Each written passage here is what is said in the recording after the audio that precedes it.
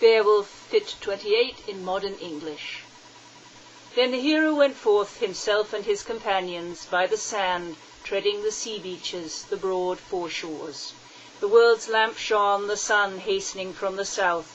They passed along their way, went quickly thither, where they heard tell that the protector of nobles, the slayer of Oniontheow, the good young warrior king, within the dwellings dealt out rings. Quickly was Beowulf's coming told to Higelac, that the warrior's shield, his comrade in arms, had come alive into the precincts and was going on towards the court, safe from the battle. Forthwith the chamber was prepared within for the warrior band, as the great ruler ordered. Then he who had escaped in battle sat opposite Higelac himself, kinsman facing kinsman, after the Lord of Men had greeted the faithful one in courtly speech with forceful words. Round the hall Harrod's daughter went with stoups of mead, cherished the people, and bore the beaker to the warrior's hands. Higelac began courteously to question his comrade in the lofty hall. He desired earnestly to know what adventures had befallen the sea Geats. How went it with you on your journey, much-loved Beowulf, when you suddenly resolved to seek a feud far off across the salt water, battle at Heorot? Hast thou any whit lightened the well-known trouble of Hrothgar, famous prince? For that I was troubled with gloomy care, surgings of sorrow.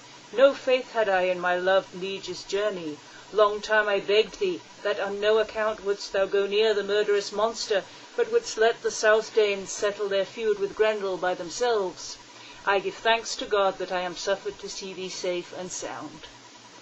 Beowulf, son of Ecgtheow, spake forth.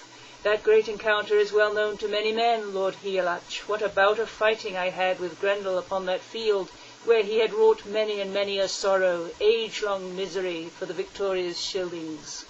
I avenged it all, so that no kin of Grendel upon earth need boast about that uproar in the twilight, not he who, encompassed by crime, lives longest of the hateful race. Once there, I went first to the ring-hall to greet Hrothgar. Forthwith the famous son of Healfdene, when he knew my purpose, allotted me a seat by his own sons. The company was joyous. Never in my life have I seen under the vault of heaven greater joy at mead among men sitting in hall.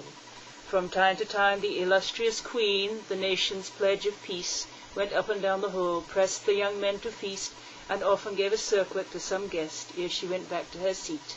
Now and then, before the noblest retainers, Hrothgar's daughter bore the ale-cup to the warriors from end to end. I heard those sitting in hall call her Freawaru, as she presented the studded vessel to the heroes.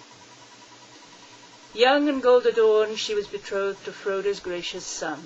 This had seemed good to the friend of the Scyldings, the protector of the kingdom. He counts it good policy that he should settle many deadly feuds and quarrels through that woman. For the most part, seldom at all is it that the murderous spear lies idle, even for a little while, after the downfall of a prince, however good the bride may be. Then it may well displease the prince of the Hyadabards and every thane of his nation, when he goes with the lady into hall, that the high lords of the Danes are gloriously entertained. Upon them gleam the heirlooms of their ancestors, hard and ring-adorned, which had been the treasure of the Hyadabards, so long as they might wield their weapons.